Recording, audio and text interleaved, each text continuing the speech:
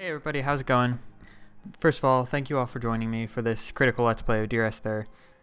While I was planning what would be my first video essay, Dear Esther really stood out to me as the game that I had to start with, because this is a game that I just keep coming back to.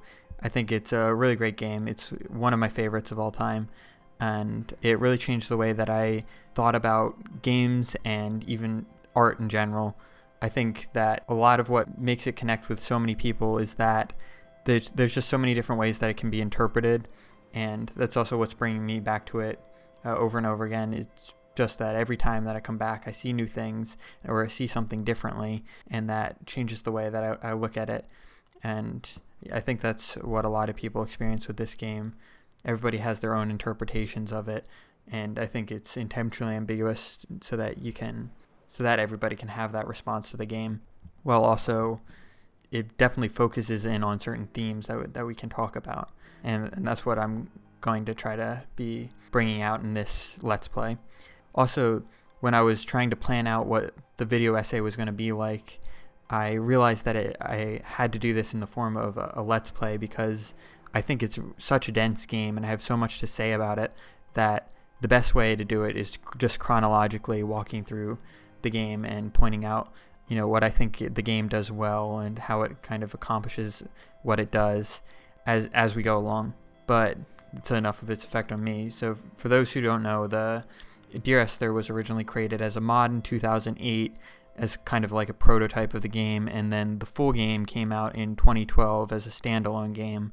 And it was created by a studio called The Chinese Room, which was originally subsidized by a university in England called the University of Portsmouth. And later they broke apart, and now their games are subsidized by other companies or by themselves. And I think one of the things that's interesting about this game, it's not only had a big effect on me, but it's also had I feel a really big impact on the video game industry in general. First of all, I think that it's the prototypical walking simulator. I would call it the father of the whole walking simulator movement, or the genre, or whatever you'd like to call it. And, out of that movement, we've seen a lot of interesting games like Gone Home, The Stanley Parable, and The Beginner's Guide. And I think even games that don't necessarily fall under that walking simulator genre definitely seem to take a lot of influence from Dear Esther, especially most notably the game Journey. I think seems to reference Dear Esther a lot, and I'll point that out as we're going along.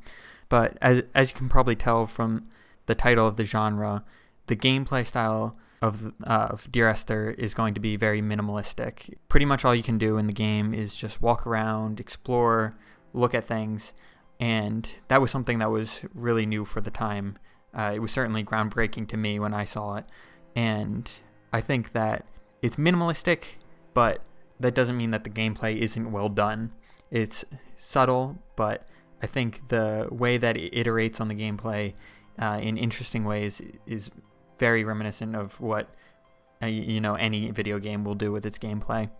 And I also feel that level design plays a huge role in the game, going along with that idea of exploration as the main tenet of the gameplay. So because it's so subtle, I feel that it's a game that you have to experience, and it's a game that I definitely recommend for everybody. So if you haven't played it, please go play it before you watch this video. I will be giving spoilers early on in this video. I'm assuming that everybody's played the game, and I think that's pretty standard for the critical Let's Play kind of format. So for those who have already played the game, but maybe a little unclear on the story, I'll just summarize it before getting into it more thoroughly, because it's going to play a huge role in how I'm interpreting the game. From what we can interpret from the game, the narrator and his wife Esther seem to have gotten into some kind of car crash before the events of the game, and with this man named Paul. And because of that car crash, Esther dies, and the narrator spirals into a depression because of that, and he continues writing letters to his wife after her death. And also, as a seemingly weird side note to this, the narrator takes a peculiar interest in a small, unnamed Hebridean island that we're seeing now, and the Hebrides being the set of islands off the western coast of Scotland. And this island has only been written about by one other intellectual man and explored by this other man, Donnelly. And the background for the island is that it used to be inhabited by shepherds, but it's been abandoned well before the time that the narrator is visiting it. And the narrator seems to have taken repeated visits to the island, and by the time that we're taking control of the narrator, it seems like this is going to be his last visit to the island. I have some qualms about saying that we take control of the narrator because that is how I interpret it, but I know other people interpret it in other ways, and I think that it's intentionally ambiguous, and any thoughts about who the player character actually is are equally valid. That's all I have for the introduction to the game, so let's get started. Now, if you can't already tell, this analysis is going to be a little bit front-loaded. I have a lot to say about the game early on, so we're going to be moving very slowly, and we'll probably not make it very far in this first video, but hopefully by setting this all up and laying the groundwork in the early videos, I won't have to pause as much later. Dear Esther, the gulls do not land here anymore. I've noticed that this year they seem to shun the place. Maybe it's the depletion of the fishing stock driving them away. Perhaps it's me. When he first landed here, Donnelly wrote that the herds were sickly and their shepherds the lowest of the miserable classes that populate these Hebridean islands. 300 years later, even they have departed. Okay, so this is one of 3 opening monologues that we can possibly get, and so that kind of leads me into just establishing how the story is actually written, how it plays out in the game. So the way the script is written, there are certain trigger points throughout the game, and when we walk through these trigger points, it triggers a potential set of monologues that can be read by the narrator. And from these monologues, the game randomly picks one and the narrator reads it. And so for this opening sequence, we get 3 possible options of what the narrator can say. And in this one, the narrator is talking a lot about death, it seems, and this seems to be more of a reflection of the narrator's mind than any actual truth. The narrator seems to be very unreliable. This game seems to take a lot of influence from modernist writers in that way, and so he mentions that the seagulls are all gone. The gulls do not land here anymore, he says, and he mentions the depletion of the fishing stock, and so the narrator seems to have this distorted vision of the island as seeming to represent death. He sees everything around it as death, and I think that this is more of a reflection of the narrator's consciousness than anything based in reality.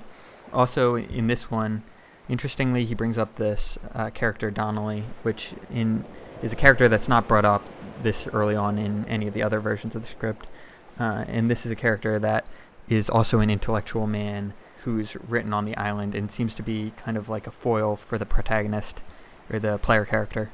I think my favorite version of the opening to this game, which hopefully I can just splice in here, goes as follows. Dear Esther, I sometimes feel as if I've given birth to this island. Somewhere between the longitude and latitude, a split opened up, and it beached remotely here. No matter how hard I correlate, it remains a singularity, an alpha point in my life that refuses all hypothesis. I return each time leaving fresh markers that I hope, in the full glare of my hopelessness, will have blossomed into fresh insight in the interim.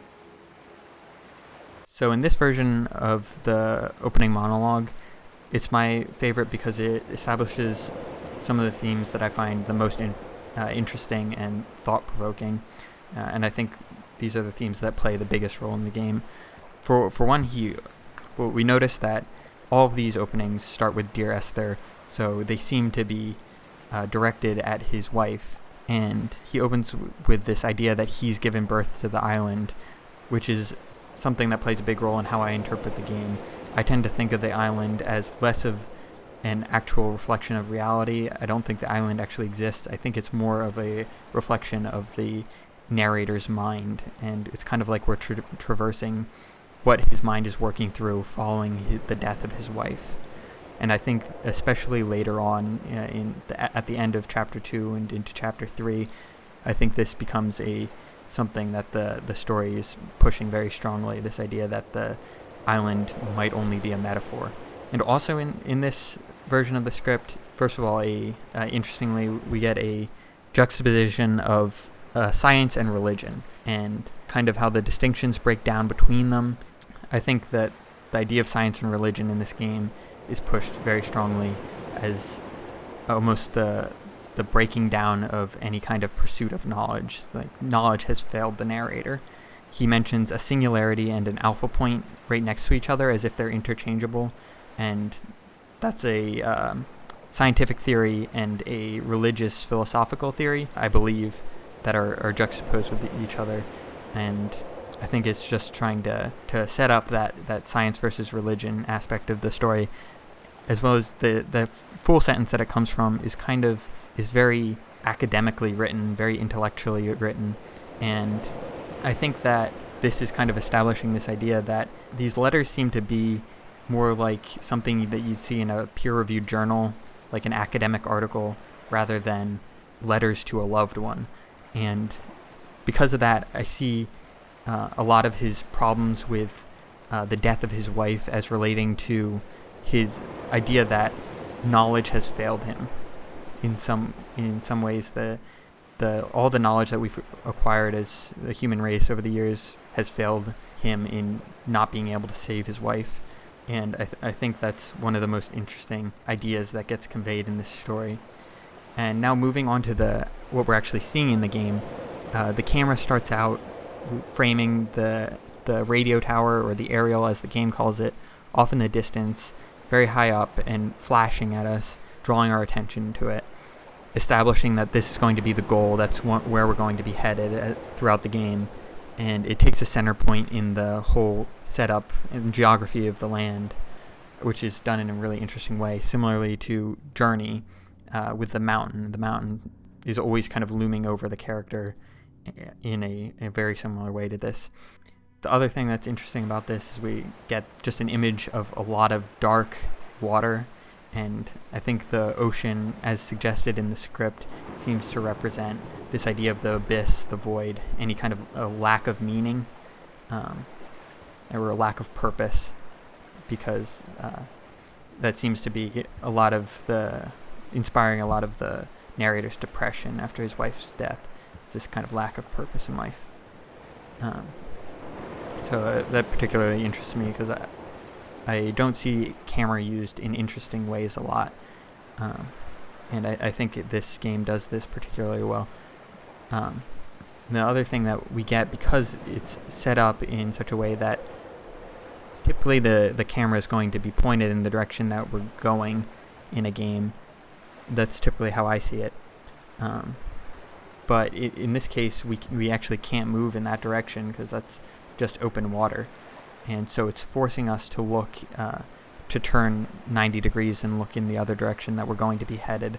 So in this way, they know exactly what we're going to be seeing from the start of the game, and they also know kind of like the second thing that we're going to be seeing, the second thing of any notable value, because everything off in this direction is just emptiness.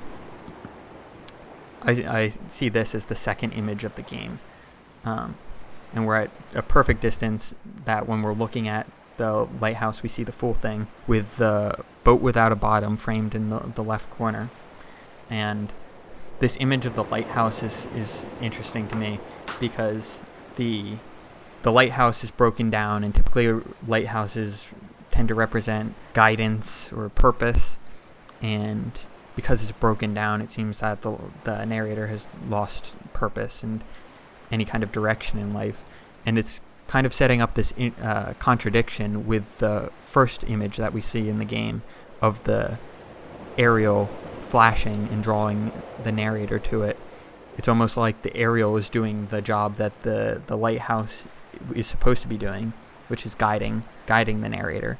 And also, the lighthouse is interesting to me because I think it might be a reference to The Lighthouse, which is a modernist novel by writer Virginia Woolf, English writer Virginia Woolf, and it has a very similar plot to the game, especially because the story surrounds a family that's living on the Isle of Skye, which is one of the bigger Hebridean islands. And at the end of the book, one of the characters is a man who has lost his wife, if I remember correctly, and he goes sailing off into the distance to a lighthouse on a smaller island. And so, in a lot of ways, I see this as an allusion to that because of the similarities in the story, and that reference to modernism seems to be very relevant to the story because of the unreliable narrator and kind of the non-linear storytelling.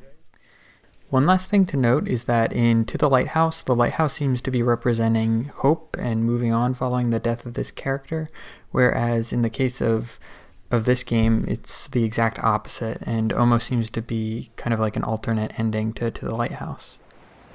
Now, we'll get into the more talk of the Boat Without a Bottom later, because it appears a lot in the script, but interestingly, they show it early on, potentially as what the narrator came in, if we're to believe what he's actually said. And then immediately the first thing that we can do in the game as we're walking up this kind of dock, as you might call it, a ramp, we get a 5-way intersection, or 6-way if you're including this path that we're coming from. We can go down by the beach, up the cliff path in 2 doors, or down that right path. And there's not too much there, but I think this is really well done because it's establishing the idea that the gameplay is going to be centered mostly around exploration. We see less of dense choices of where we can explore later on, but it's good as to set up this idea early on that's going to be the main point of the game. And also, we're probably going to get a sound trigger, I believe, as we're walking up, and that kind of brings me into how sound design works in this game. So we hear some clanking in the building, and we also see a shadow move by as we're moving up, and so it's kind of drawing our attention into this building, this kind of building outside of the main part of the lighthouse, and because of the clanking, it's kind of setting up a hope for us that maybe there is somebody inside of the building, and that's why it's drawing us in to see to confirm whether or not there is somebody in the building. And of course there's going to be nobody there, so it's setting up this idea of unfulfilled expectations and the hope for connecting with other people, which I believe plays a big role in the gameplay. And also, as we're walking in, the first thing that we see as the light turns on is this image of the toilet. And then on the ground here, as you'll see, there are these torn up pieces of music and some kind of Greek tragedy or comedy on the ground, which seems to establish that same idea of how the pursuit of knowledge has failed. All of these different kind of artistic pursuits of knowledge are in disrepair. They're on the ground as if they were trash. They're worthless to the narrator because they weren't able to save his wife. And we'll get into that definitely a lot more later. So as we're moving in... Oh, okay, so this time it didn't happen, but sometimes as we're walking in, we'll get dust falling down, which draws our attention up this way because it seems like somebody has pushed that dust down or caused that dust to fall. And as we look up, there's some kind of dark figure that moves back from the railing. is another ghost in the game, as we saw in that first segment. And similarly, kind of addressing that idea of kind of loneliness and hoping that there will be something there, but there never is. And because of that dust falling, it draws our attention up, and assumably we're meant to see this spiral.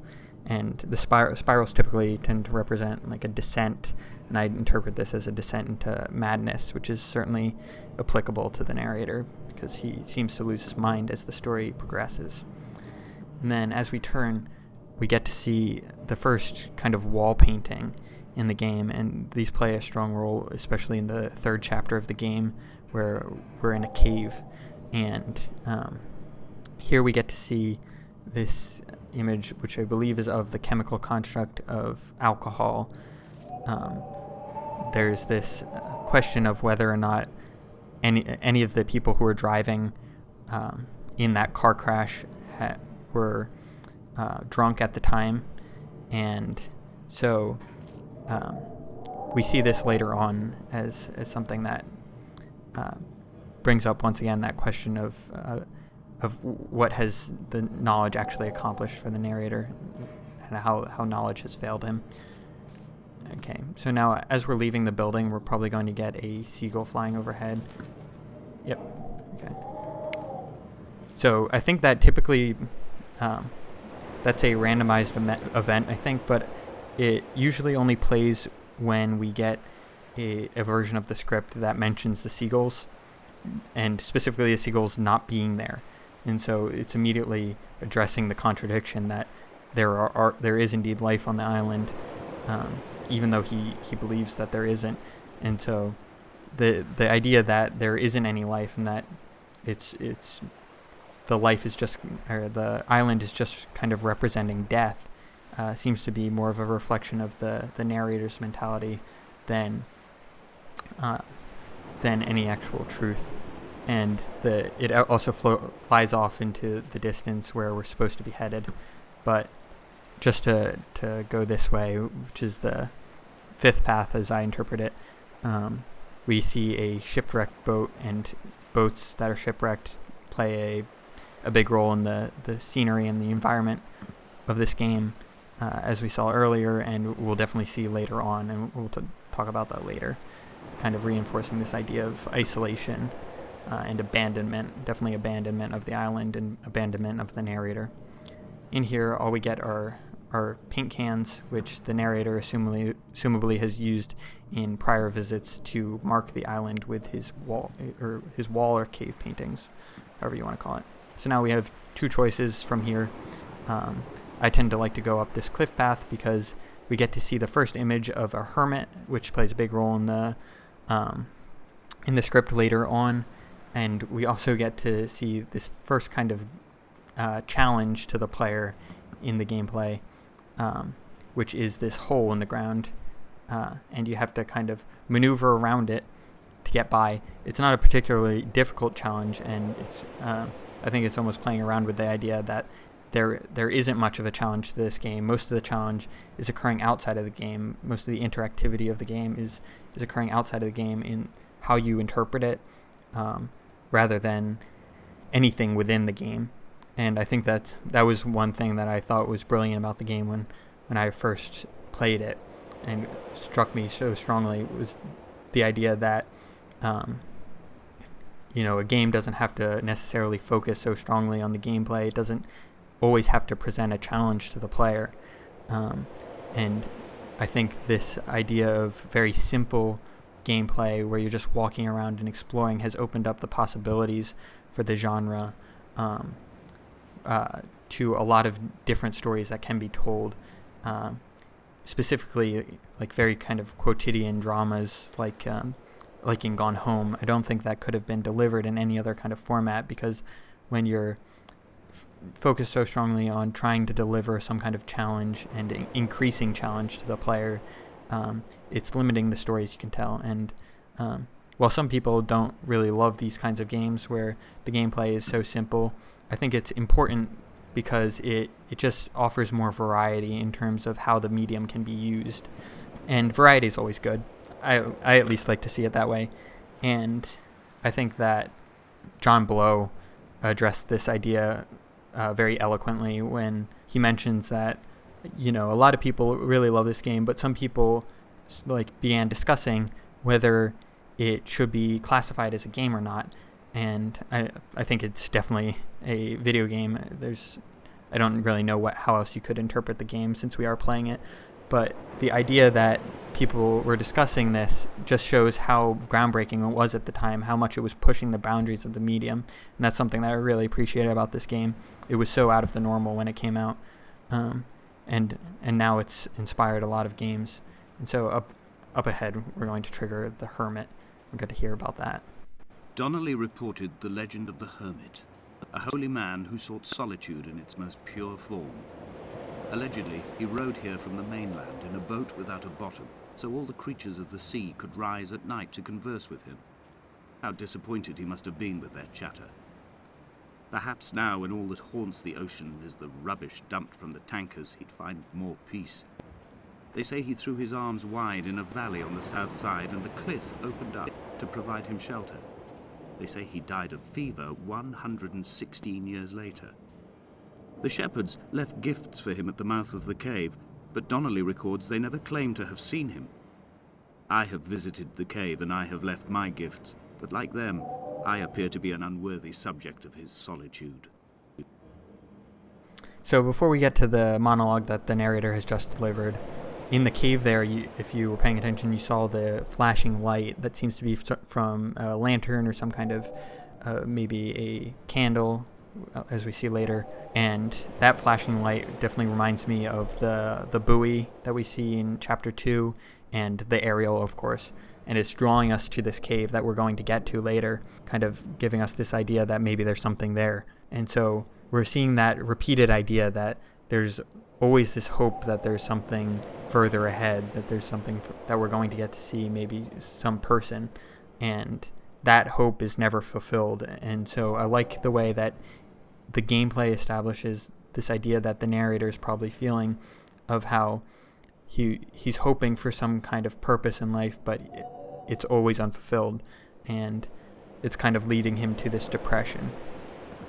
And in that moment of dialogue, we got to hear about the Hermit, and he talks about the Hermit as if it's a specific character, but I think that the Hermit, as we see later on in the story, is more of a motif than a single individual kind of character.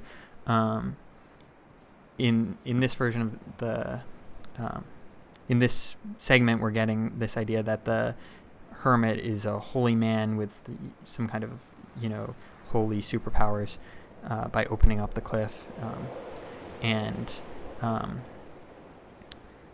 there's this idea that's established in this motif of the Hermit that everybody is on kind of a solitary journey, and potentially the idea about a inability to make any kind of true communication between people. I think communication plays a big theme in the story, especially because the narrator is constantly trying to reach the radio tower or the aerial, and the radio tower is going to obviously be representing communication in some sort because of its function, but there seems to be this idea that the narrator is striving to communicate with people, but failing. And I think this motif or this idea that everybody that visits the island is in their own way a hermit is kind of establishing that idea that either that of loneliness, of the inability to communicate, or this idea that this journey of kind of discovering one's own purpose, if you're interpreting his journey through the island as kind of trying to find meaning in life, then it seems that that's kind of establishing the idea that everybody is alone on that journey, if not alone just in general. Now I'm going to kind of walk back a little bit just so that we get to see a little bit of this other path that we could have taken. I don't believe it triggers any other different part of the story, so there's nothing that we really missed, but it's very beautifully laid out, so I like to see it. And that brings me to something more subjective about the game, but I think that the art style is really well done. I think Robert Briscoe, who did the art and level design, did a great job on this game, and it's notable to me because I don't typically see realistic styles of art as beautiful, but I think he really did a great job of accomplishing that with this game. Just typically because realistic art styles, tend to not really draw any attention, as opposed to a game that's more abstract in its art style, like Journey, for example. And of course, I'm not referring to realistic as in its graphics or its graphical capability, but it's but more of its of the style that it's going for. And I think it does that very well. Now, the video is getting a little long, so I'll probably cut it just up ahead, but I'd like to finish my talk of this opening segment of the level design for Chapter 1 by mentioning this ending part. And I see the 5 walkways in the beginning as playing into this. Between the left rock and the cliff on the right, there's a path, as you might be able to see, and so our attention's being drawn there, because that's what's straight ahead. It really seems to be the only direction that we can go. But the way that we really have to go is actually backwards up the cliff, and so that the path that we really need to follow is behind cover, as you might say. And so it's really encouraging you to follow that path down to a dead end, and encouraging you to follow paths to dead ends and not move forward. It's encouraging exploration through this. And I think that's actually really brilliantly done. So when you're returning is when you'll really see that pathway, if you don't already know to look for it. And the only reason that I'm not moving too far forward is because I know close to that rock is where the next segment of dialogue triggers, and I don't want to get into that already because this video is running along, as I was saying. So I hope you all have enjoyed the video. I hope it was insightful at least, and I'd love to hear what you guys think. So I would love to discuss it in the comment section below if you leave a comment, and hopefully I'll see you again in the next videos. Bye.